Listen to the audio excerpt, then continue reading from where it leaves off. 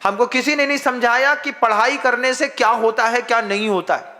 पिताजी ने एक बार मेरा आईक्यू टेस्ट किया था, उनको देखा कि बच्चा जो है, जो ओवरऑल जो है एक सामान्य कैटेगरी का है, तो पिताजी ने एक बार हमसे कह दिया 3rd डिवीजन ही सही लेकिन पास होना है, फेल हो गए तो स्कूल से नाम काट देंगे।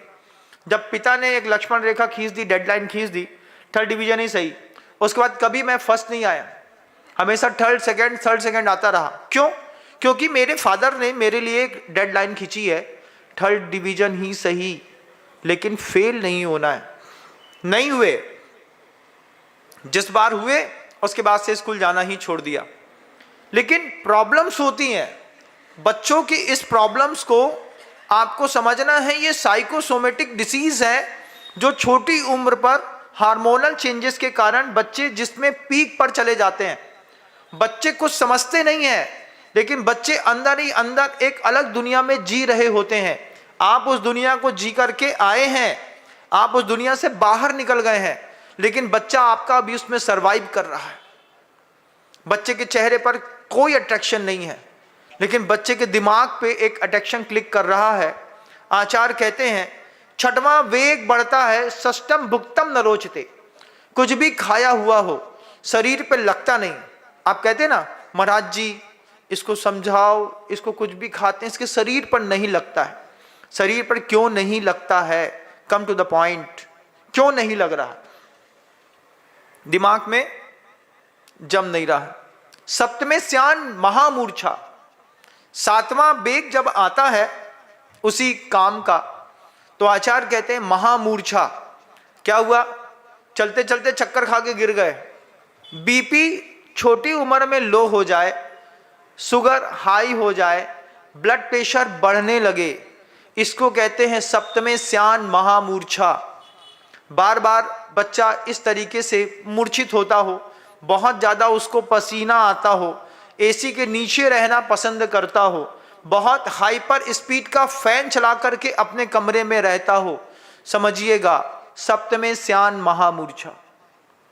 बच्चे नेचुरल रूम उनके लिए बनाया जाता है। किसी भी बच्चे के कमरे में, स्टूडेंट क्लास वाला जो भी बच्चा होता है उसके कमरे में कभी एसी मत लगाइएगा। एसी में बैठ करके पढ़ाई करने वाले बच्चे कभी पढ़ नहीं पाते बंधुओं, उनका दिमाग अलग तरीके से डाइवर्ट हो जाता है। किसी भी बच्चे का रूम देखिएगा, किसी भी बच्चे का अगर पढ़ाई लिखाई वाला स्टूडेंट वाला बच्चा है, रूम है साफ सुथरा, एक उसको बेड दे दिया है, उसके चारों तरफ की दीवारों पर कोई ना कोई प्रोजेक्ट चंगा रहता है। एक तरफ उसका टाइम टेबल लिखा रहता है, सुबह का टाइम टेबल अलग लिखा रहता है, रिवीजन करने का अलग है, हमको अपना होमवर्क करने का टाइम टेबल अलग है, दोपहर में पढ़ने का अलग है, स्टडी करने का अलग है।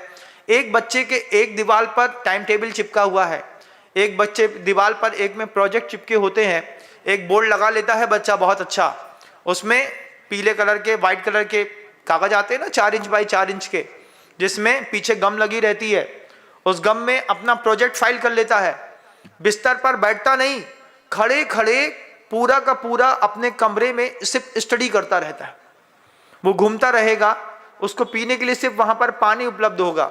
आप तो बड़े घर के निकले, आपने बढ़िया चाय बना करके उसको एक केटली पे चाय रख दी, बेटे जब इच्छा पड़े तो गर्म करके पी लेना।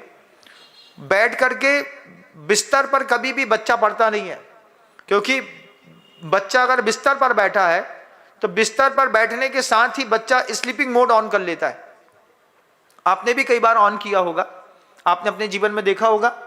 बिस्तर में बैठ करके आप पढ़ने के लिए बैठे, सामाजिक विज्ञान की किताब निकाल ली, इंग्लिश की निकाल ली, एक कॉपी निकाल ली, अच्छे से खा लिया, बिस्तर पर अच्छे से ठंडे बिस्तर पर बैठे, बैठ करके पढ़ना शुरू किए। सबसे पहले दफ्ती में पढ़ रहे हैं, फिर धीरे धीरे दफ्ती नीचे लगने लगती है, तो आदमी तकिया को ऊपर रख लेता है।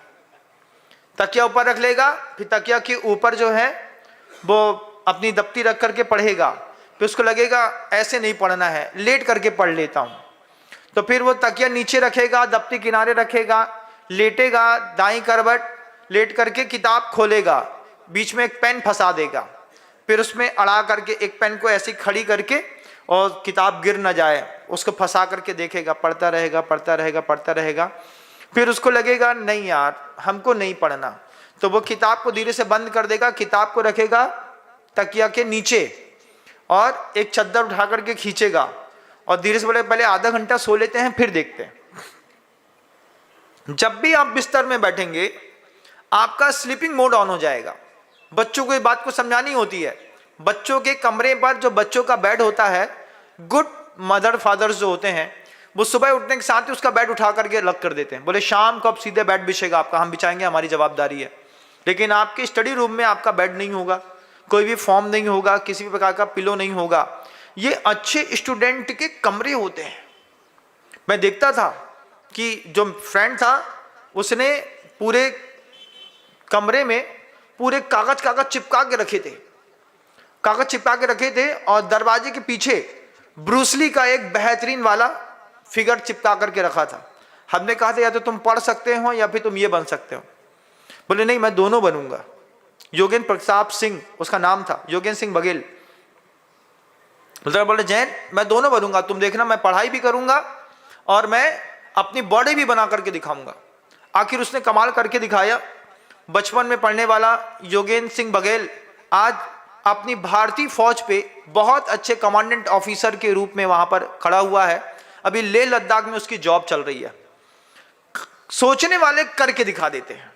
लेकिन आपका जो बच्चा है वो आपका बच्चा अगर मान लीजिए सप्तमे स्यान महामूर्छा, अब उसको मूर्छा में चल रहा है, उसको लगातार पसीना आता है, ब्लड प्रेशर बढ़ने लगा है, पेट में दर्द होने लगा है, कॉन्स्टिपेशन की शिकायत होने लगी है, बच्चा बार बार कहता है कि हमको दिन में 2 बार जाना पड़ रहा है, 3 बार जाना पड़ रहा है, रात में उसके यूरिन का प्रेशर अगर 2 बार से ज्यादा उठता है, बनता है 2 बार, अगर आपका बच्चा, एक बार बच्चा वैसे नॉर्मली उठता है, जो बहुत अच्छे स्टूडेंट होते हैं वो रात में सिर्फ एक ही बार उठेंगे अपना ब्लडर का प्रेशर फिनिश करने के लिए।